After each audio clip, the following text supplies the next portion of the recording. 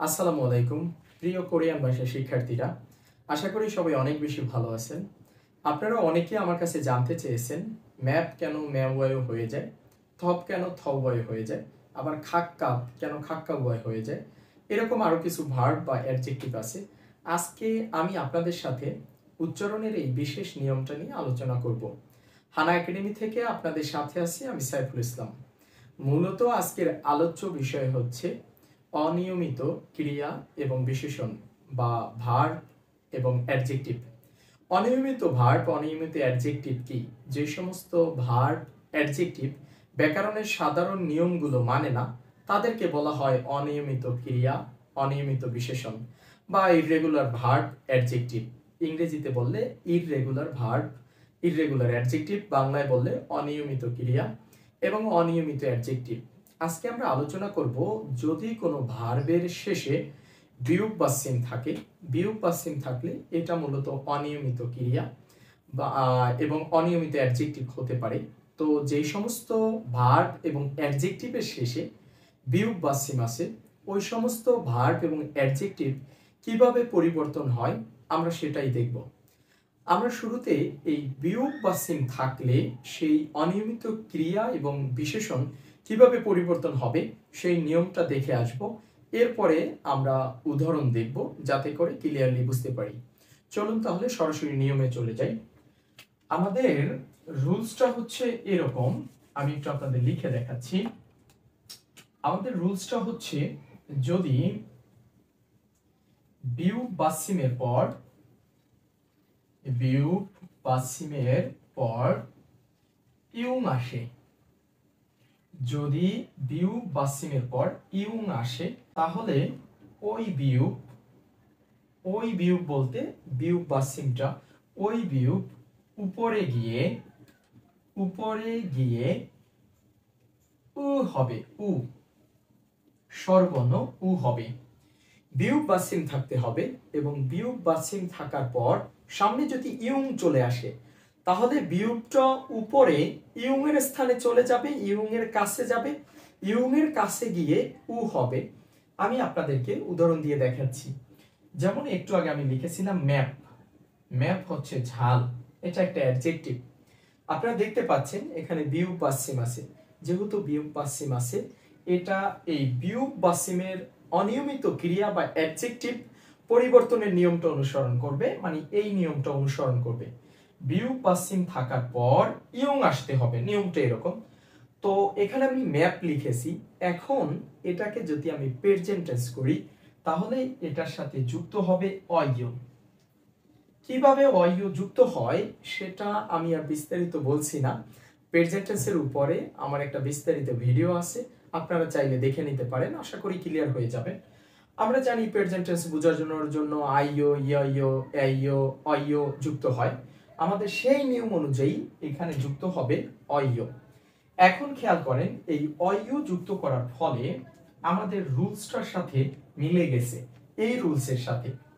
বিয়োগ পশ্চিমের পর দেখেন তো ইয়ং আছে কিনা? হ্যাঁ, অবশ্যই ইয়ং আছে। যেহেতু বিয়োগ পশ্চিমের পরে ইয়ং আছে, এই বিয়োগ এখানে গিয়ে উ হবে, উ। তাহলে লেখাটা কিরকম হবে আমি একটু লিখে দেখাচ্ছি। আমি লিখলাম ম্যাপ, আর বিয়োগ এখানে গিয়ে উ হবে, আমি লিখলাম উ। আর অইও এটা তো আগেই ছিল, অইওটা এখানে লিখে দিব, হয়ে গেল ম্যাইওয়ো। ম্যাপ থেকে ম্যাওয়ো।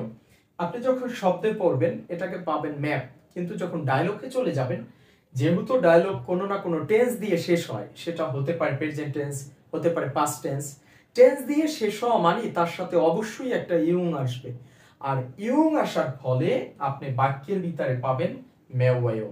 যদি আপনার এই নিয়মটা জানা না থাকে তাহলে তো আপনি ধরতে পারবেন না ম্যাপ মানে ঝাল, এখন হয়ে গেছে ম্যাওয়ো, এটাও ঝাল।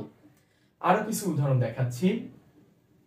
আমরা জানি থপ, থপ মানে হচ্ছে গরম, থপ। এখন আপনি যদি এটাকে প্রেজেন্ট টেন্সে কনভার্ট করেন, প্রেজেন্ট টেন্স বা আপনি যদি পাস্ট টেন্সেও কনভার্ট করেন তাও এটার সাথে ইয়ং আসবে। তো আমি প্রেজেন্ট টেন্সে লিখলাম, এটাকে প্রেজেন্ট টেন্সে কনভার্ট করলে এটার সাথে অইও যুক্ত হবে, আমি অইও যুক্ত করলাম। এখন দেখেন অইও যুক্ত করার ফলে এই বিয়োগের পর ইয়ং আসছে, যেহেতু ইয়ং আসছে তাহলে এই বিয়োগটা এখানে গিয়ে উ হবে।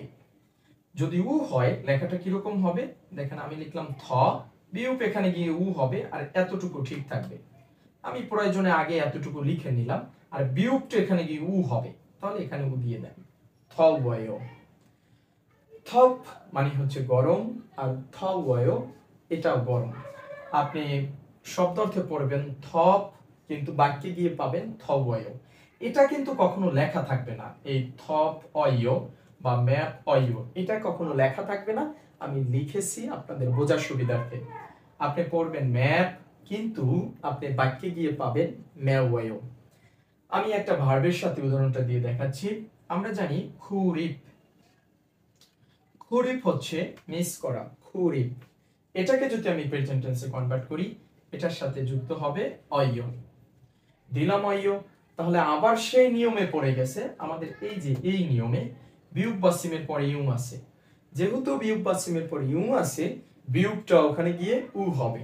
তাহলে লেখাটা কিরকম হবে, লেখাটা হবে খু রি, এটা ঠিক থাকবে, আর অয় এটাও তো ঠিক থাকবে, অয়। শুধুমাত্র বিয়োগটা এখানে গিয়ে উ হবে, এই যে। তাহলে খুরি ওয় অর্থ হচ্ছে মিস করি। এটা যেহেতু ভার্ব, প্রেজেন্ট টেন্সে বলতে হবে মিস করি। একইভাবে খাক্কা পাসে সেটা হয়ে যায় খাক্কা ওয়, সুপ সেটা হয়ে যায় সু ওয়।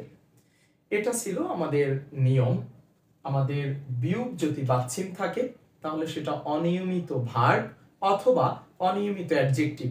এই অনিয়মিত অ্যাডজেক্টিভ এবং অনিয়মিত ভার্ব বিয়োগ বাসিমের পরে যদি ইউং আসে, তখন বিয়োগটা উপরে গিয়ে উ হবে। আশা করি আপনারা পুরো বিষয়টা বা নিয়মটা ক্লিয়ার হয়ে গেছেন। অনেকে হয়তো জানতেন, অনেকে হয়তো জানতেন না। আজকের ভিডিওটা এই পর্যন্তই। আপনাদের এর বাইরে কোনো প্রশ্ন থাকলে কমেন্ট করে জানাতে পারেন। আর বিভিন্ন প্রশ্নের জন্য অথবা আপনার কোনো সমস্যা থাকলে সেটা আমাকে জানানোর জন্য আমাদের একটা ফেসবুক গ্রুপ আছে, সেই গ্রুপে আপনি যুক্ত হতে পারেন। ফেসবুকে গিয়ে সার্চ দিবেন দক্ষিণ কোরিয়ার প্রস্তুতি নামে, তাহলে গ্রুপটা পেয়ে যাবেন। সবাই ভালো থাকবেন, কথা হচ্ছে পরবর্তী ভিডিওতে। আল্লাহ হাফেজ।